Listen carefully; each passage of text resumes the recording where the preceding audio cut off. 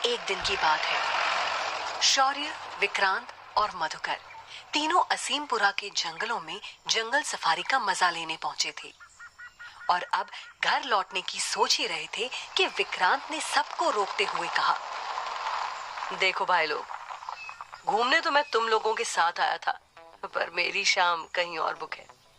इसे सुनकर मधुकर कुछ कहता इससे पहले ही शौर्य विक्रांत की तरफ देखकर बोला, भाई अकेले अकेले कब से बुकिंग चालू कर दी तुमने? हम भी तो तुम्हारे प्लान में ही शामिल हैं। हमें पता है कि तुम सुखना ताल में उन सुंदरियों की ताल लीला देखने आए हो और वहां तो बहुत सारी लड़कियां होंगी, क्यों ना थोड़े मजे हम भी ले लें। मधुकर, जिसके दिमाग में पहले से ही सुखना ताल की कहानियां चल रही थीं, उसने उसकी बात सुनते हुए उससे पूछा, क्या शाम को हमारा सुखना ताल के आसपास जाना ठीक होगा? सुना है कि उस ताल की वो रहस्यमयी लड़कियां जिसे लोग विशानियां कहते हैं, उन्हें देखना मना है। एक तो सुना जंगल, उस पर वो विशानियों की ताल लीला। मैंने बहुत कुछ सुना है और जो भी सुना है ना, कुछ ठीक नहीं सुना है। मधुकर की बातों को बीच में ही रोकते हुए शौर्य बोल पड़ा, भाई बात तो सही है कि शाम 6 बजे के बाद जो भी मर्द उस जंगल या निर्वाणा भवन के आसपास भटकता है, वो अगली सुबह पागल होकर सड़कों पर मिलता है। अरे हम तो पहले से ही पागल ठहरे, और कितना पागल होंगे। तीनों जोर से ठहाका लगाते हुए गाड़ी स्टार्ट करके तेज म्यूजिक बजाते हुए आगे की ओर निकल पड़ते हैं। जंगल के बीचों बीच ऊबड़ खाबड़ रास्ता शुरू हो चुका था और तीनों के दिमाग में आज बस उस नजारे को देखने की उमंग थी जो इस जंगल में निषेध था, पर आज कोई रुकने वाला नहीं था।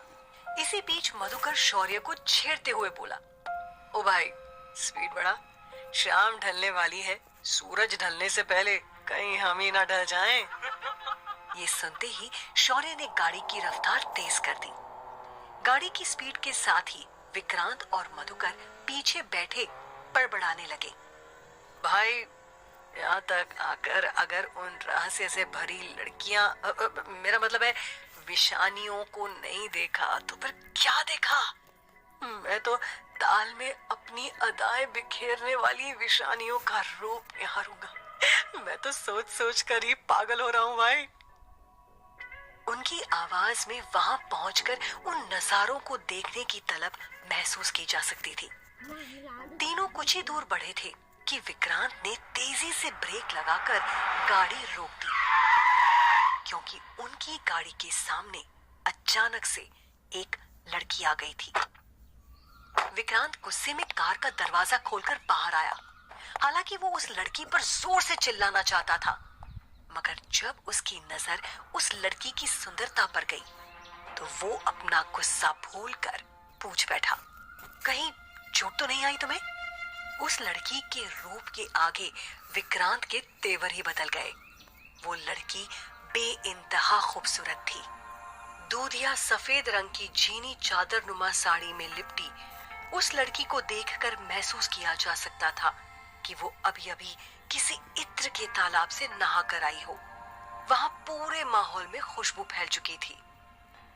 विक्रांत की नजर उस पर थम गई और अगले ही पल उसने महसूस किया कि उसके सामने खड़ी लड़की के बदन को सिर्फ एक पतली साड़ी ने ढक रखा था। उसके सीने पर उस साड़ी के पल्लू के सिवा और कुछ नहीं था। जीनी साड़ी में लिपटा उसका बदन देखकर विक्रांत को एक पल के लिए लगा कि वो कोई अप्सरा है। उस लड़की का आधा बदन ही ढका हुआ था। साड़ी उसके अंगों को छुपाने की एक नाकामयाब कोशिश कर रही थी। विक्रांत उसकी बनावट के हर सिरे का जायजा ले रहा था। घुटनों से थोड़ी नीचे और सीने के उबार से थोड़ा ऊपर तक कसी साड़ी को देखकर विक्रांत मन ही मन में चाह रहा था कि वो लड़की बस उसके सामने खड़ी रहे और विक्रांत सिर्फ उसे निहारता रहे। तभी उस लड़की ने पूछा,